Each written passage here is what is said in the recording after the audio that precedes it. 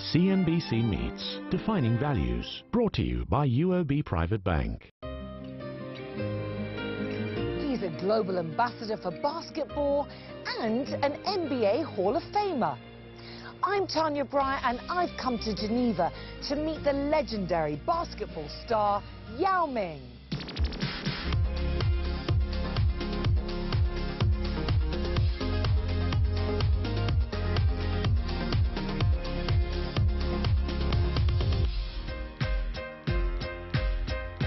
He's one of China's most inspirational sporting figures, and his basketball career is the stuff of legend.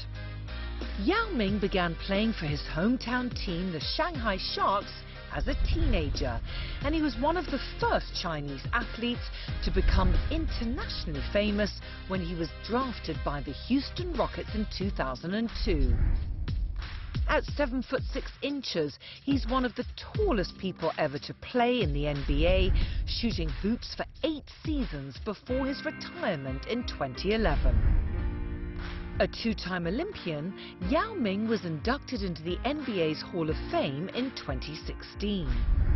As well as his current role as president of the Chinese Basketball Association, he devotes himself to helping children in both China and the US through the Yao Foundation, which helps fund sports and play areas in schools, as well as providing educational opportunities to underprivileged children. Yao, it's wonderful to meet you. We're here in Geneva, and of course you've just become president of the Chinese Basketball Association, and you're here, the headquarters of FIBA. What does it mean to you to be president? Quite a lot of people were working together, to do our part, and we're here in Geneva for the FIBA's meeting, and then we prepare for the World Games 2019 in China, in Beijing, China, and we give us a presentation about how our preparation is, and we try to do everything we could to make the game great. How proud do you feel that China will be hosting the World Basketball Championship? We hosted the 2008 Olympics 10 years ago, and that was terrific, and including myself, I think impressed a lot of people in the world. But this is the first time we host a single sports. Basketball have the same influence as the soccer in the world to change so many young people's life, their life attitude, and have a chance to host a game in China, and that will connect us even more and better to our fans, and we can, getting more people to enjoy the sports. Yao, you've become a sporting hero for so many around the world and an inspiration. When you first started, when you were growing up in Shanghai, your parents were both basketball players. What were some of those early childhood memories like? I think there's no different, probably, than any other children in my generation. We're just happy growing up with our parents, go to school every day, come back to play and finish our homework, and obviously I play basketball a little bit. We live in social that with a lot of sports personnel. They have experience to play or coaching in sports area, in different, basketball, soccer, track and field, all kinds of things, and they would talk about about past and how great my parents was as a basketball player, and most importantly, the great person they are. It's a fortune to have parents be my hero, and every day that I do and try, I can make them proud. When did you think, right, this is what I'm going to do? I play basketball for many reasons. At first, any ball sports is very attractive, whether it's kicking or playing. And second part, you get along with a lot of same-age boys, not only play sports, but also they, have fun together, talking each other, and have a small boys' party on the court. That's not just a sports, it's a small social. I cannot remember exactly when the basketball became my, life pursuit. Probably 17, 18, starting to play a little bit more basketball in different levels. And it feels fun, obviously, because my size gives me a lot of advantage in doing to play basketball, or obviously those advantages encouraged me to play more. You had a very successful time at the Shanghai Sharks, and then America came calling, the NBA, and they wanted to draft you. What did that feel like for you? You have to prepare yourself even better, you know, be disciplined, rest, training, and prepare for yourself in the game. I feel pressure. It's a ground undiscovered for me, and you don't know what's wait out there, especially when you not speak English back then. And of course you became hugely successful at the Houston Rockets and such a popular figure there. Yeah, how did that feel for you? You know, popular is come after if you can finish your work, but never let popular distract you. And you have to know where it is popular from. Somehow the popular is like a side effect of you if you can do your work. So I'm not really sick about it. Yeah, in 2016, got to the NBA Hall of Fame. What did that moment feel like for you? First of all, I appreciate it, and what life can give to me, and what entire basketball organization can give to me. That's, for me, that's one of the greatest achievements I had. And I don't know if I really deserve it, but I try, earn it. I try to earn it. So Shaq O'Neal was also there at the same time, and if he'd been a little bit of your rival, how did it feel for him to be there? It's an accomplishment for me if somebody called me as a rival to him. And here's no comparison in the basketball history. It's such a, compliment for me if anybody would call me as a rival to him. I mean, he's just so great. He's in another level. What do you think from that whole experience did you learn the most? Yeah, what do you think you took away from that? Don't be too self-centralized, and to learn from others and listen from others. The town of Houston and the NBA, they hold a special place in their heart for you, and there's, on February the 2nd, I believe they've named a Yao Ming Day. Well, it's great to have it. I appreciate it. I always say that Houston, I spent my 10 years over there, from 22 to 31, and almost 10 years. It's become my home away from home. Up next, from shooting hoops to helping others, how Yao Ming was inspired to start the Yao Foundation. So give me a feeling that, okay, I can use my success on a basketball into a different area to help people.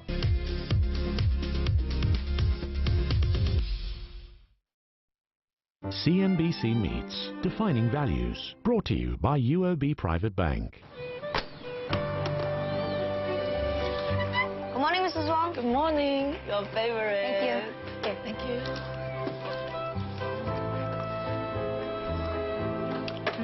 I gotta go. Bye. Bye. Good morning, Mrs. Wong. Good morning. Look what I made for you. Thank you.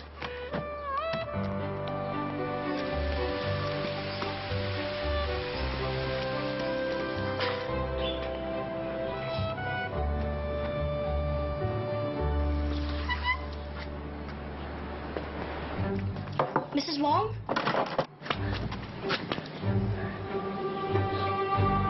Help! Help!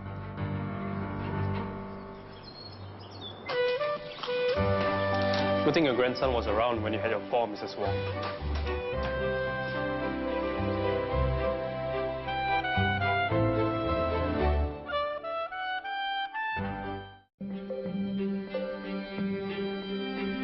Welcome back to CNBC Meets Defining Values. I'm Tanya Breyer, and I'm in Geneva with the legendary basketball player Yao Ming. When you first went to America, there was a moment when you were going down to the aeroplane and there was the long tunnel and you weren't sure about going to a new country. What were you thinking at the time? I remember that moment, when time really come and you really ship yourself out. I feel pressure. And how did you manage that pressure, Yao, and how did you cope with that? I think it is just focus on work and then nail down your focus, and that will help you to, just to clean your mind and do such things. Because you became so famous, did that change anything for you in your life? The first year I'm back to China after the season, that I'm still walk into a computer shop, try to buy some software or hardware to, upgrade my computer, things like this, and I find I cannot walk on the street anymore, so quickly I learned I have to dive into the wall and hide myself in public. You've used that fame to help many others, and you're in the 10th year of the Yao Ming Foundation. Tell me about how it started back in 2008. Well, actually, the story started much earlier than 2008. The same summer, I come back to China after first season. Besides buy computers, I did other things.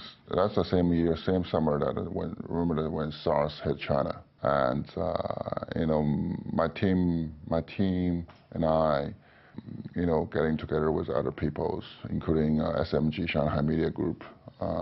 Together we did a TV show to raise money to help the medicals research or this or that other thing, is try to use the influence to calm people down. And because I remember at that time that because the infection, the people get a little bit nervous about living, but we all know that life had to go on.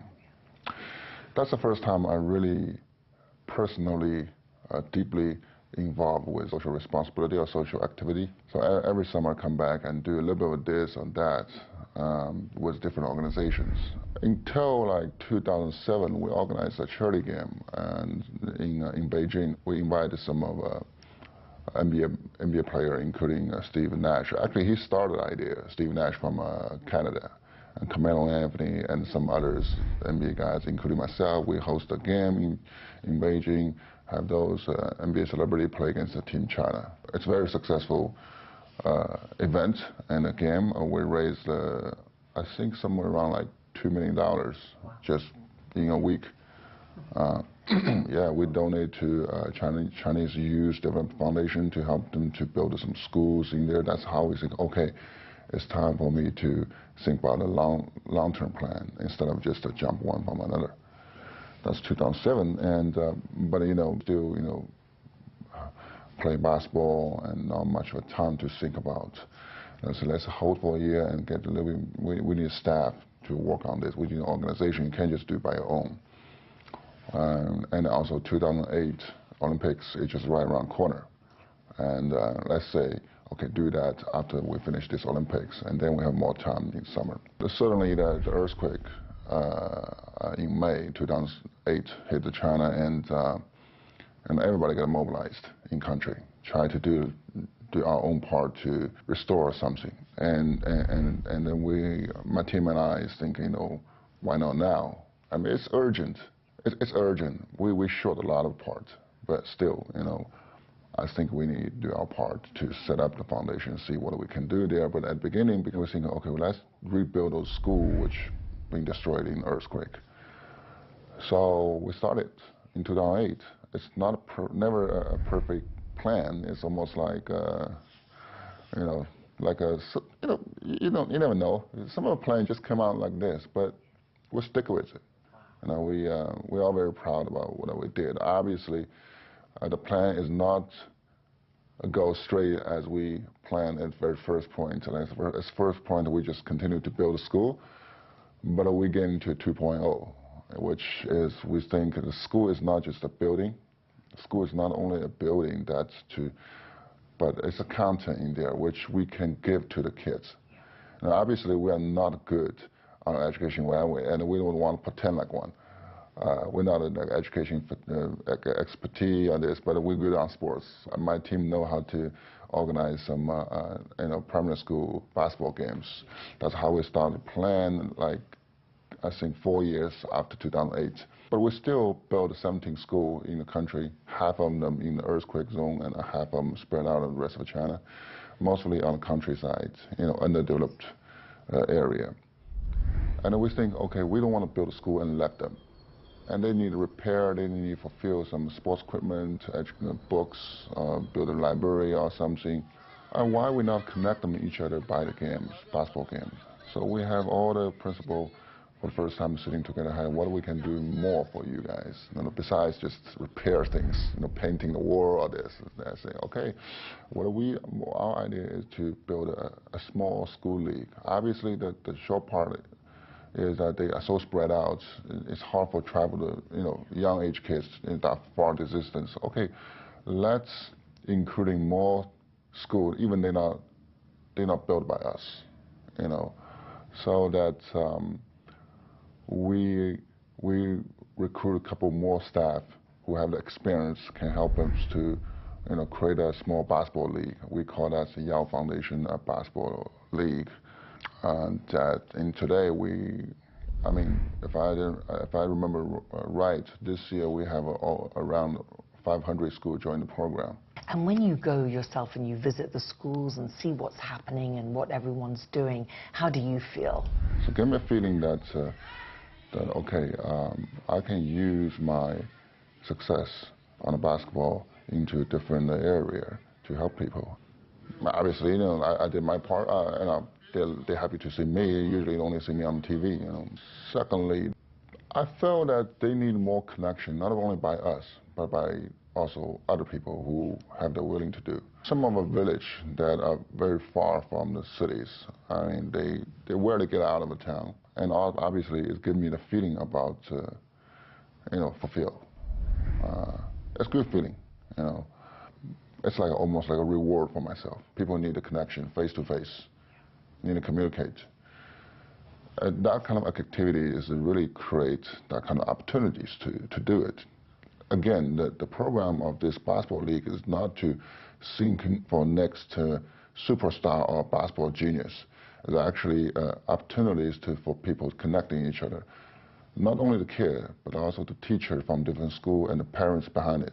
What sort of values do you think sport is giving to these children? For one part, I'm not very good on academic study, never was. I would consider my rank about a C+ when I was their age, maybe B-. But I think something that we just cannot teach, they have to experience it on the court. It's like when you have a teammate fall down on the ground, will you just tell them to stand up, or are you going to give him a hand and pull him up? It's kind of a friendship. It's kind of a teamwork. You have to handle those emotions. You have to handle those experiences by yourself. When you're winning, how you getting to the next step? Obviously, when you lose today, are you going to quit, or are you going to continue to fight? It's a team sport. And even life is not that so individual. We're all touched by so many things. Families, colleagues, elders, and our next generations. And I know now that when people think about the individuals, personalities, again, but we're not really alone in this world. And we need to find those connections and, and be part of it. In terms of pressure, Yao, or teaching them and communicating with the young children and teaching them to be a team, how did you yourself learn, do you think? I went to a couple great coaches, whether in China or United States, and also European coaches too, and I learned from the greatest. Not necessarily become I'm the greatest, but at least I follow their step. If there's anything to blame them, not me. Coming up next, Yao Ming tells me why conservation is so vital. And it's still a long way to go to save the animal and save ourselves.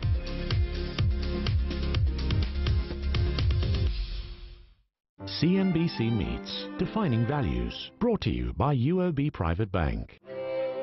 The UOB Private Bank Investment Forums is one of our signature events where we invite special guests to our forums to share their business stories and successes, and also to give their perspectives in giving back to society. We want to be known as a trusted advisors to our clients, and in this vein, we want to not only be an advisor who can make the right advice to our clients, but we also want to stand by our clients together with them in their financial decisions for the long run. Today, we are very honored to have former Prime Minister, Mr. Kevin Rudd, who is able to share his deep insights, especially as a very keen Asian watcher about the current geopolitical situation. We have been guided by UOB's founding principles for more than 80 years. And this set of values has helped us to steer how we connect businesses to opportunities and help our clients grow their wealth. On the next Managing Asia, he wants to raise the stakes in the world's biggest gambling market. Macau deserves a landmark. You know, it's really a architectural icon for Asia, and I always swing for the fences. You know, I always try to hit the home run. Can he live up to his dreams? For me, to get a license in Japan is not just all about business. It's really, again, fulfilling another dream. Lawrence Ho, CEO of Melco Resorts and Entertainment, on the next Managing Asia.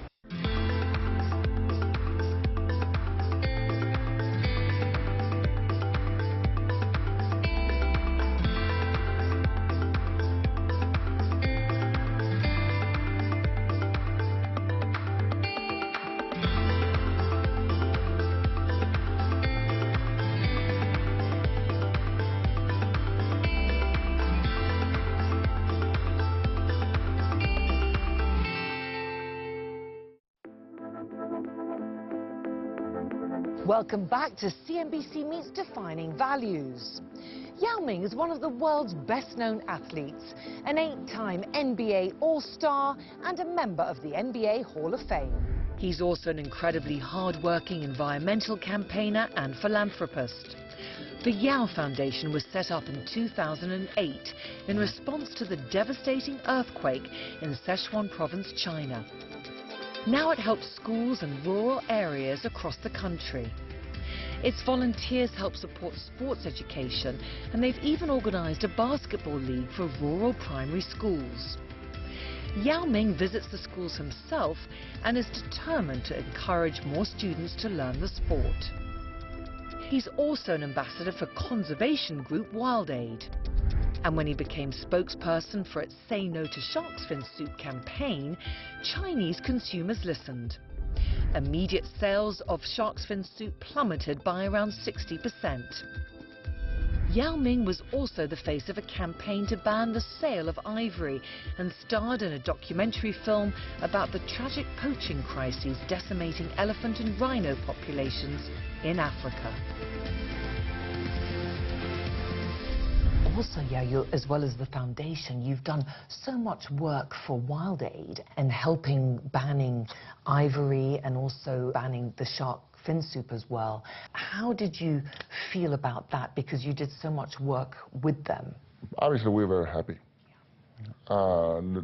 There's so many people, so many hours work, and the results come out very positive. But we all know that. And it's still a long way to go to really to save the animal and save ourselves. And what did the trip to Kenya mean to you? What was the experience like for you? I had a great experience there. Great doesn't necessarily mean good, but sometimes worse also, because we see goodness and also their darkness, how people can do from both sides. It is not as simple as just people hunting down, purchase the animal there, and the economic system that we're altered a lot of those things. That's why we have that slogan, when buying stop, the killing can too. I think that's a great one. It really affected people. And in Africa, I felt that sometimes we're living in a conquered forest of the city, and it opened my heart, and so released sometimes. You know, we stop thinking about all the pressure, all the stress from the work, from all the, you know, things. Maybe because there's no Wi-Fi over there, I can't reach outside. Yeah, and to see the star in the middle of the night. I have to get up at like 3 a.m. So when the moon is going down, so we can see very clear Milky Way and all the stars up there. It really give me a feeling that, you know, when you focus, you know, previously we always talk about focus on work, focus on connection, or all kinds of things. But sometimes you need that kind of moment to get you out of it there. When you're so focused on there, you feel the world is so small and you are alone in it. And that's where the pressure comes. Obviously, that we have our own way to, you know, to handle the pressure, but still, the pressure is pressure. And when you're there, where your mind gets cleaned, or mind get clean, and you feel that you pull yourself out and have a much bigger picture to see the ecosystem and the world. I know that's still different than the reality we're living in the modern world, but I enjoy that moment. I enjoy my moment. And there was a wonderful photograph of you with David Beckham and Prince William in 2014 on the anti-rhino poaching.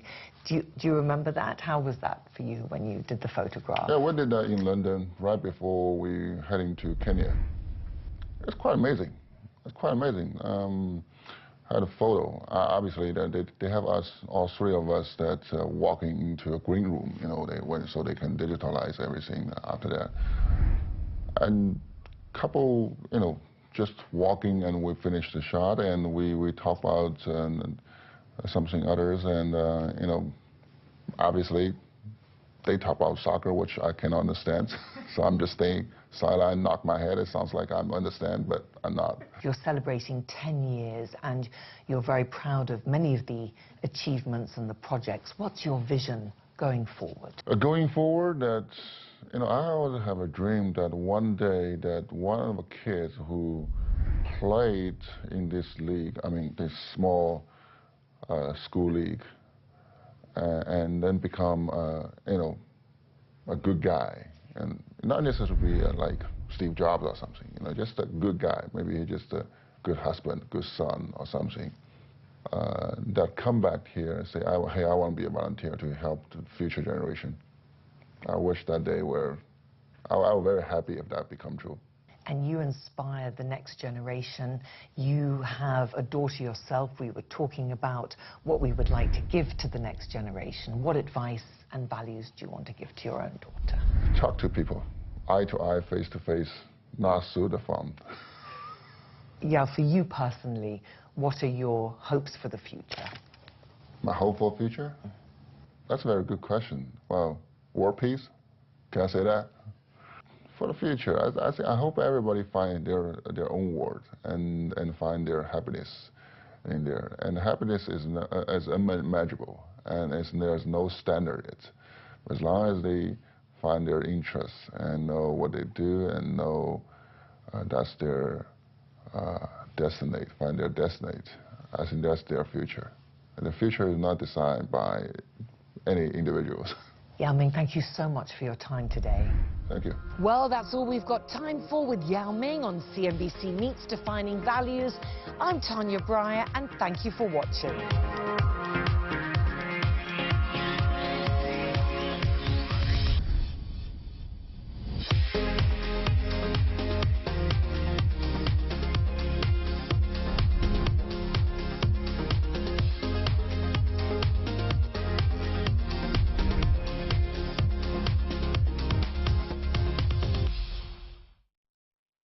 CNBC Meets Defining Values, brought to you by UOB Private Bank. I'm Michael Wang, Marriott Global Design Asia Pacific Continent Head.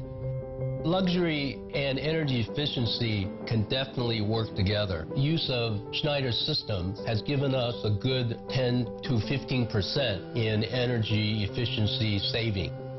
Marriott and Schneider share the same vision for sustainability and energy efficiency.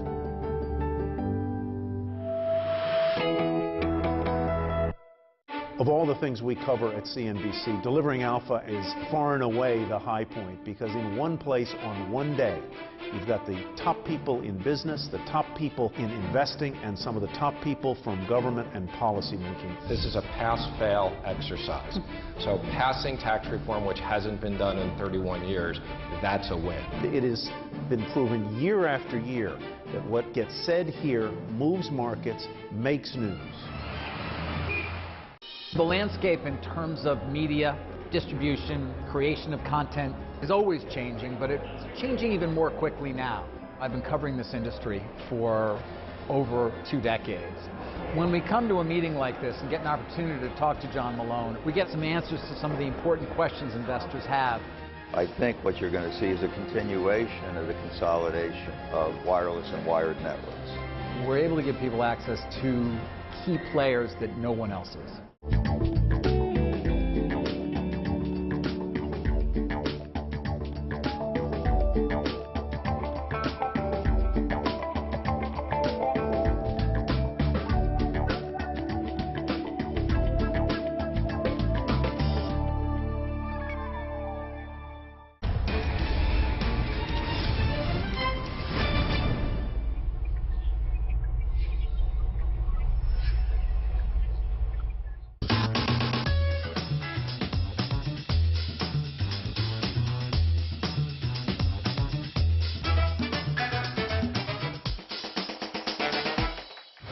Where casinos are concerned, Macau has hit jackpot, where the gods of entertainment converge. On this episode of Managing Asia, I meet the man who wants to raise the stakes and stand out above all the lights and dazzle, Lawrence Ho. Morpheus, Lawrence Ho's billion-dollar alchemy to achieve his celestial goals. Named after the god of dreams, this 40-story hotel is Ho's elixir to reach the top of his game. We really felt that Macau deserved a landmark, and it's really a